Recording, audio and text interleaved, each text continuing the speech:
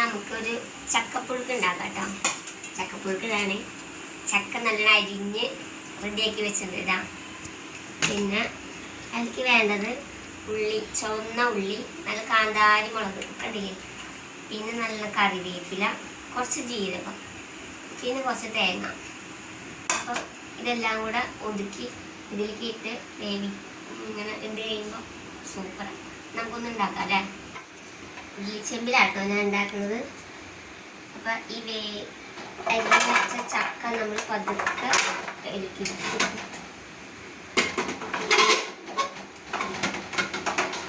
നല്ല അമക്കി വെച്ചേക്കാണ്. ഇനി കുറച്ച് മഞ്ഞപ്പൊടി അവിടെ ഇവിടെ ഇങ്ങനെ തൂളി റെഡിയാക്കിയിട്ടുണ്ട് കേട്ടോ. എന്നിട്ട് കുറച്ച് ഉപ്പിടണേ. മുടി ഞാനിത് വെള്ളത്തിലിട്ടിട്ട് ഒരുമിച്ച് വെള്ളത്തിലിടും. എന്നിട്ട് ആ വെള്ളം അടക്കം ഒഴിച്ച് എല്ലാ സ്ഥലത്തേക്കും എത്തൂലോ. അപ്പം അങ്ങനെ ഒന്ന് ഇട്ട് നോക്കുകയാണ്. കറിവേപ്പില വെറുതെ വെതറിയിട്ടു. എന്നിട്ട് ഉപ്പ് വെള്ളമല്ലേ ലേശം ഇതിൽ കൂടെ ഒഴിച്ചു കേട്ടോ. വേവുള്ളത്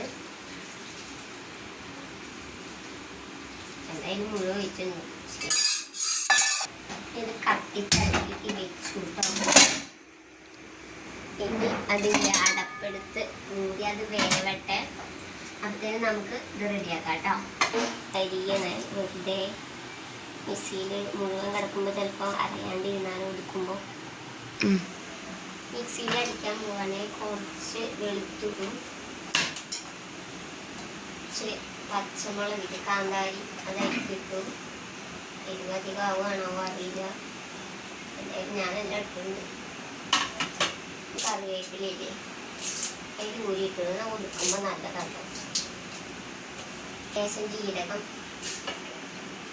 പിന്നെ ഒരു ചള വെളുത്തുള്ളി ചെറുതായിട്ട് ഇട്ടിട്ടുണ്ട്. ഇനി ലേശം തേങ്ങ എന്തോരം ഇട്ടാൽ നല്ലതാന്ന് പറയുന്നുണ്ട്. എന്നാലും ഞാൻ ഒരു തേങ്ങ മുഴുവനും എടുത്തിട്ടുണ്ട് കേട്ടോ. അങ്ങനെ നിറച്ചും ഉണ്ടല്ലോ. എന്ത് കഴിയുമ്പോൾ ഒന്നുകൂടി വിചാരിച്ചു ഇന്ന് സൗണ്ട് ഉണ്ടാക്കാൻ എടുക്കട്ടോ.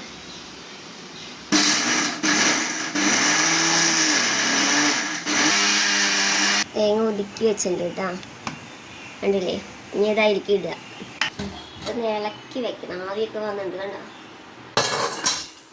ഞാൻ ഈ കോല് വെച്ചിട്ട് ഒന്ന് ഇളക്കിയിട്ടാണ്.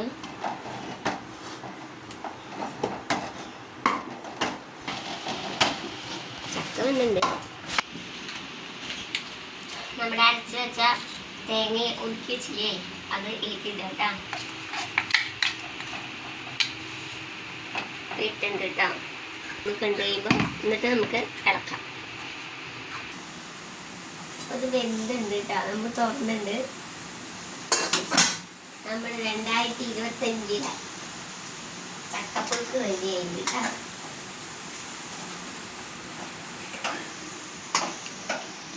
ഇളക്കട്ടെ.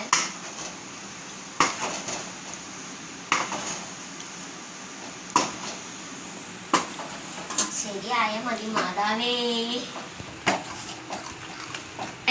ചക്ക നമുക്ക് എനിക്ക് കുറച്ച് പച്ച വെളിച്ചെണ്ണയും കൂടെ ഒഴിച്ച് ഒന്ന് ഇളക്കി കൊടുക്കാം.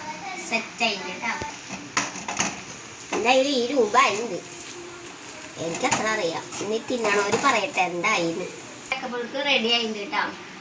കുറച്ച് ബീഫും കൂടെ വേണമായിരുന്നു. പക്ഷെ ബീഫിന് പകരം ഇന്ന് മീൻകറി വെച്ചിട്ടാണ്. അപ്പം മീൻകറി വെച്ച് വെച്ചിട്ടുണ്ട്.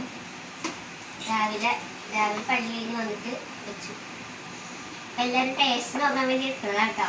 ഞങ്ങൾ 3 ആളുണ്ട്. ക്യൂ നിൽക്കണേ. പിന്നെ പള്ളിയിൽ നിന്ന് ലേലം വെച്ച് കൊണ്ടുവന്ന ചക്കയാണ്. ആരുടെ പ്ലാനിലുണ്ടായതാണെന്ന് അറിയില്ല. അപ്പം നമുക്കൊന്ന് ടേസ്റ്റ് ചെയ്ത് നോക്കാം അല്ലേ. അപ്പം ലേസ് ഞങ്ങൾ മീൻകറിയും കൂടെ ഒഴിക്കുകയാണ്. ഞാൻ മീൻകറി ലേസ് ഒഴിച്ചു. വെറൈറ്റി നമ്മളോട് ചക്ക മാത്രം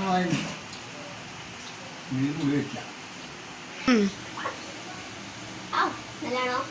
നല്ല ചൂട് നല്ലാണോ? സൂപ്പർ.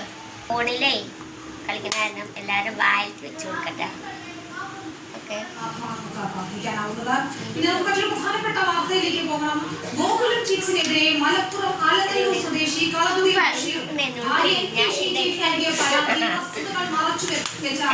ചെയർമാൻ ഗോകുലം ഗോപാലൻ അടിസ്ഥാനരഹിതമായ ആരോപണങ്ങൾ ഉന്നയിച്ചവർക്കെതിരെ പരാതിക്കാരനായ കോടതി ശിക്ഷിച്ചവരാണ്. 3 ചെക്ക് കേസുകളിൽ പെരിന്തൽമണ്ണ മജിസ്ട്രേറ്റ് കോടതിയാണ് ശിക്ഷിച്ചത്. പരാതിക്കാർ ഗോകുലം ചിറ്റ്സിനെ പെരിന്തൽമണ്ണ ബ്രാഞ്ചിൽ നിന്ന് 4 ചിട്ടികളിൽ ചേർന്ന 1,85 ലക്ഷം രൂപ പിടിച്ചെടുത്തിരുന്ന ചിട്ടിപ്പണം തിരിച്ചടയ്ക്കാതെ കമ്പനിയെ കബളിപ്പിക്കുകയായിരുന്നു. ഏതായാലും ഇക്കാര്യങ്ങളിൽ ഇപ്പോൾ ഗോകുലം ഗോപാലിന്റെ വിശദീകരണമാണ് വന്നിരിക്കുന്നത്. നിയമ നടപടി സ്വീകരിക്കും എന്ന് തന്നെയാണ്